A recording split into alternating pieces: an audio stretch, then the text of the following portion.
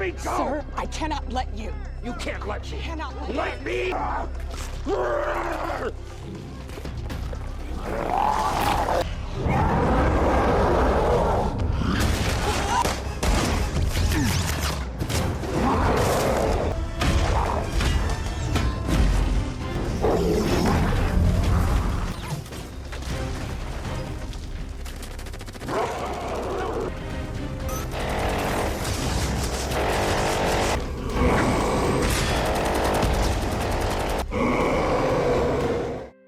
Welcome to MovieNest. Let's dive into today's mind-blowing film. The story begins with Thaddeus Ross taking office as the new president of the United States. Once a decorated military general, Ross now finds himself at the center of one of the nation's most critical elections. His leadership style has already stirred controversy. Critics recall his heated outbursts during press conferences and his relentless pursuit of Bruce Banner's Hulk, which once led to devastating consequences. Yet, despite his complicated past, Ross now holds the highest seat of power, determined to face the growing threats against America. 5 months later, we meet our main hero, Captain America, also known as Sam Wilson. On a mission with the U.S. military, Sam arrives in Mexico aboard a military aircraft, accompanied by his loyal friend Torres. Together, they lead a squad against terrorists who have stolen a dangerous container from Japan. In the heat of battle, Sam's drone Red Wing spots hostages trapped inside a building. Sam charges in, with Torres and the soldiers backing him up. The fight is intense, but Sam's leadership and Torres' courage turn the tide. Despite a fractured arm,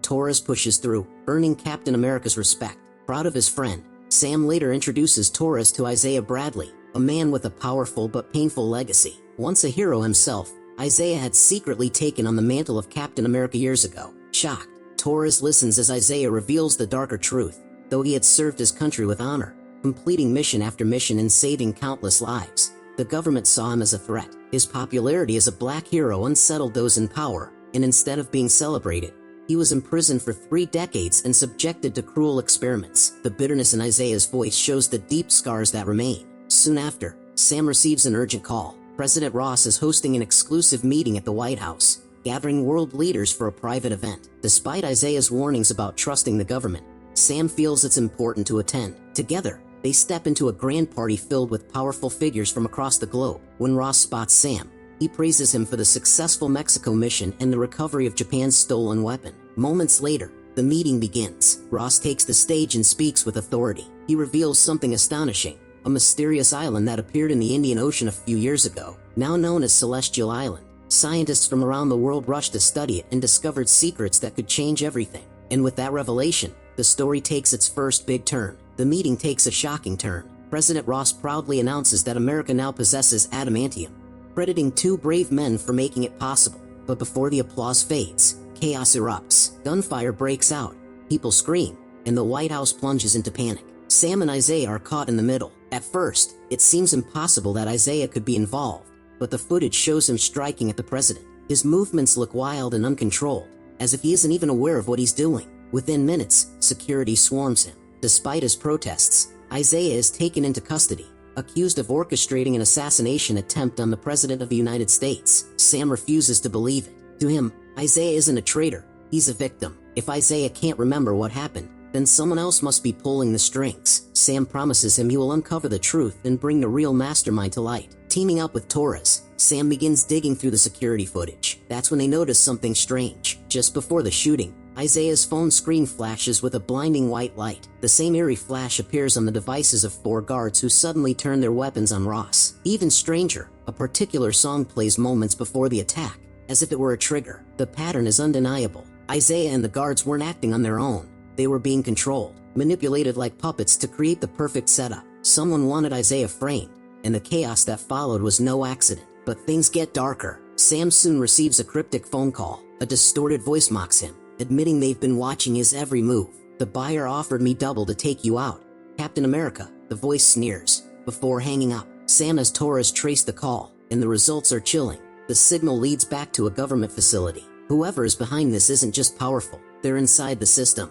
Following the mysterious call, Sam and Torres trace the signal to what they believe is a government facility. But when they arrive, the truth stuns them. It isn't a government office at all, it's a hidden science lab. Inside, they uncover classified experiments unlike anything they've ever seen. Even worse, These projects are directly authorized by President Thaddeus Ross himself. Before they can process what this means, a strange figure steps out of the shadows. His skin glows a sickly green, and his head is grotesquely enlarged. Sam immediately recognizes him, the notorious villain known only as the Leader. "You're the buyer," Sam says cautiously. The Leader smirks. "Indeed, my mind sees every possible outcome. Ross locked me away here for 16 years without a trial. If I wanted him dead, he would already be dead. But instead, he pins the White House attack on Isaiah. Convenient, isn't it?" The revelation shakes Sam to his core. The attack wasn't just about chaos, it was part of a much bigger game. Before Sam and Torres can press him further, alarms blare. Armed soldiers swarm in, surrounding them. The Leader slips away in the confusion,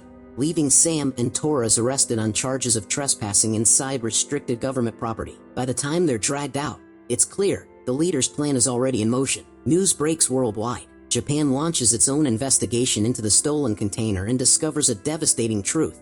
The terrorists who carried out the theft were secretly funded by the CIA. The revelation sends shockwaves through global politics. Furious, Japan cancels its adamantium-sharing deal with Ross and dispatches its military to Celestial Island to claim the resource for itself. Ross responds immediately. He sends the US military to the island, determined to stop Japan at any cost. Suddenly, the world is on the brink of war, two powerful nations facing off over Celestial Island, with adamantium at the center. Sam and Torres rush to the island, desperate to de-escalate the situation. Sam pleads with Ross not to act recklessly, warning that if war breaks out, millions will pay the price. But as tensions mount, the Leader resurfaces. Having escaped, he hacks into US fighter jet communications and tricks the pilots into attacking Japanese aircraft. The skies erupt into battle. To the world, it looks like America has struck first. Japan retaliates instantly, sending its own jets into the fight. And just like that, the first shots of war are fired. As Japanese fighter jets prepare to strike, the skies above Celestial Island became a battlefield.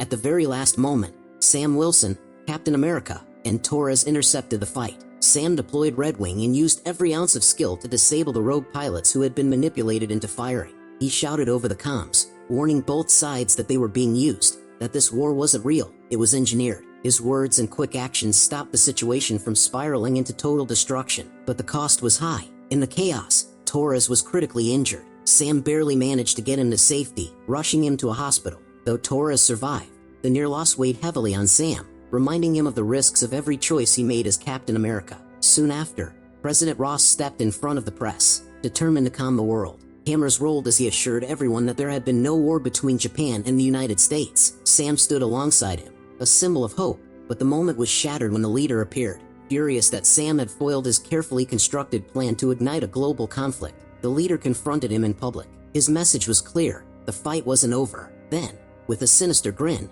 he revealed Ross's darkest secret. Years ago, Ross had been diagnosed with a fatal illness. Desperate, he accepted a cure developed by the Leader. But what Ross didn't know was that the medicine he took every single day was infused with gamma radiation.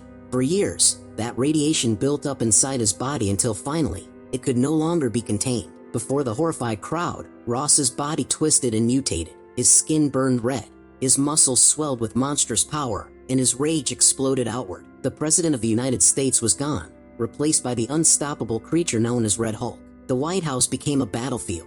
Ross tore through everything around him in blind fury. Sam stepped in, not as an enemy but as a man pleading with what was left of Ross's humanity. He reminded him of Betty, his daughter, the person who still saw him as more than a soldier or a president. That moment of connection broke through the rage. Slowly, Ross reverted to his human form, collapsing under the weight of what he had done. Authorities moved in instantly. His crimes, his corruption, and now his terrifying transformation were all exposed. Ross was arrested, stripped of power, and sent to prison. His rise and fall were complete. Later, inside the prison walls, Sam arranged a quiet reunion. For once, Ross wasn't a general or a president, just a father sitting across from his daughter. Their short, fragile conversation gave both of them a moment of closure before the world moved on. But the film wasn't done. In a chilling post-credit scene, Sam visited the Leader in his cell. Sitting calmly, the villain leaned forward with a knowing smile. "You think capturing me solves your problems?" he whispered. "No, it only delays them, because soon, you'll have to protect this world from the others." The words hung in the air like a warning, teasing something even bigger. The screen cut to black, leaving audiences with one last thought. This was only the beginning, and that's where this story wraps up. If you enjoyed the recap, don't forget to like, share, and subscribe for more just like this. Thanks for watching.